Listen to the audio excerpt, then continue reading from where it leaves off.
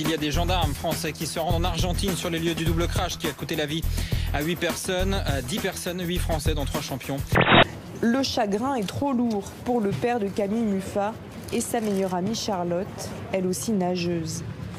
Tout le monde se serre les coudes parce que tout le monde a besoin de tout le monde dans ces cas-là. On essaie de continuer à avancer et puis progressivement de pouvoir rentrer à la maison. Devant la mairie de Pont-Audemer, les proches d'Alexis Vastine sont anéantis.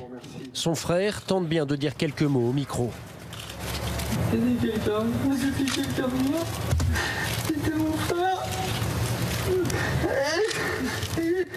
Lancé dans une folle course à l'audience, jusqu'où ira la télévision? Se demande par exemple Philippe Marcassi dans l'Est républicain, franchement est-ce la question?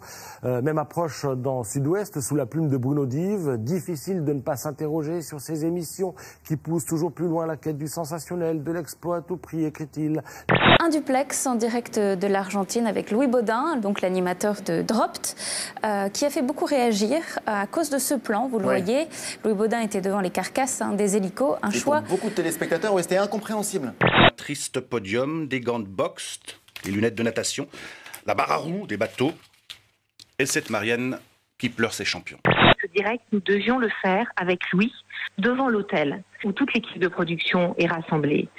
Simplement, nous n'avons pas de moyens sur place de diffusion. Donc nous avons fait appel, Jean-Marc, à un prestataire canadien. Eux se trouvaient à un endroit, ils n'ont jamais voulu ou pu déplacer le camion devant l'hôtel. Hier vers minuit, une dizaine de malfaiteurs cagoulés et lourdement armés ont attaqué 2 fourgons blindés fortement sécurisés et fait main basse sur 9 millions d'euros de bijoux, diamants et œuvres d'art. Un journaliste sud-africain se fait agresser. Il fait nuit mais la caméra tourne et on voit 2 hommes qui tentent de prendre son téléphone et son argent. Mais ils n'ont pas réussi à voler les ordinateurs et le camion satellite et ils ont fini par s'enfuir. L'organisation terroriste vient de diffuser une vidéo montrant l'assassinat par un jeune garçon d'un arabe israélien accusé de travailler pour le Mossad. Des images accompagnées d'un texte en français formulant de nouvelles menaces contre Israël. À ses côtés, un djihadiste s'exprimant en français, il menace de s'en prendre aux Israéliens et de conquérir Jérusalem. Il pourrait s'agir, selon certains spécialistes, du demi-frère de Mohamed Merah.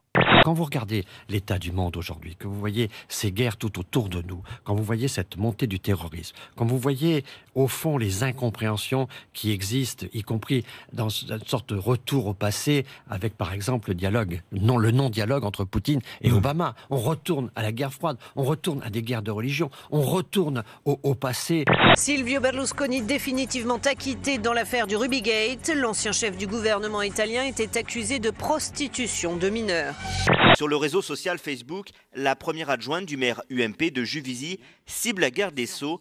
C'est pitoyable, dit-elle, d'avoir une telle ministre. Elle vient de Cayenne, là où il y avait le bagne, qu'elle reparte là-bas vu qu'elle a toujours détesté la France. Qu'un citoyen ou qu'un élu de moindre responsabilité franchisse la ligne, ça n'est pas étonnant. Mais je répète qu'il y a bien des partis qui, dans leur course effrénée après un autre parti politique, sont en train de retrouver leur vieux démon. Quand ça vient d'une élue de mon département, d'une adjointe de la ville de Juvisy, nous attendons la condamnation la plus ferme de tous. L'UMP doit absolument faire le ménage, nettoyer cela. C'est pas possible que des élus en responsabilité, c'est pas rien, c'est une ville importante de l'Essonne. On a le droit de critiquer les politiques, on n'a pas le droit de toucher à l'identité de quelqu'un. C'est insupportable dans notre pays. C'est un vrai danger que le Front National pour notre démocratie. Il ne suffit pas d'aller aux élections pour être un parti républicain. Il faut accepter d'abord les valeurs de la République. Je conteste aussi bien sa nature républicaine que sa nature démocratique. Je les conteste toutes les deux. Et je le démontre. C'est totalement stupide. Le Front National est un parti comme les autres, qui a le soutien de millions de Français. Nous assistons à une montée du Front National, montée particulièrement inquiétante. Monsieur Darmanin avait bien raison. Madame Taubira, sa politique, pas sa personne, sa politique est le meilleur agent du Front National. Quand on libère tous les délinquants et qu'il y a 200 viols par jour dans notre pays, vous ne croyez pas que ça, c'est triste ? D'où la nécessité de réformes qui aillent encore plus loin. Et ce qui est demandé à la France, là, d'ici à la fin du mois d'avril, c'est un programme de réforme qui soit ambitieux. Pierre Moscovici, commissaire européen, ex-patron de Bercy, l'effort de la France n'est pas suffisant. Ça doit vous faire bondir, ça. Je déteste ces vocables mauvais élève, bon élève. Moi, je suis pas un professeur et la France n'est pas un élève. C'est lui qui a laissé la France dans cet état-là avant de partir à Bruxelles. Il était ministre des Finances. Ça veut dire que celui qui nous a mis dans la difficulté, maintenant vient dire « Oh, c'est pas bien ce que vous faites ». Aucune crédibilité. Zéro. Fini. La France n'est pas sanctionnée. Il ne fallait pas qu'elle le soit. Elle ne pouvait pas l'être parce que les règles ne le commandaient pas. En revanche, les sanctions sont possibles si les efforts supplémentaires ne sont pas faits. L'entendre maintenant demander des efforts supplémentaires fait bien rire la toile et les internautes. Voilà les sobriquets qu'on lui a trouvés. Moscovici, le braconnier devenu garde-chasse, tweet Stéphane Arnaud en reprenant le titre du Point.fr.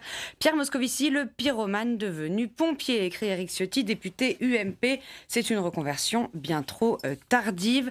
Courage à Pierre Moscovici qui se bat dans un engagement totalement intéressé contre son propre bilan.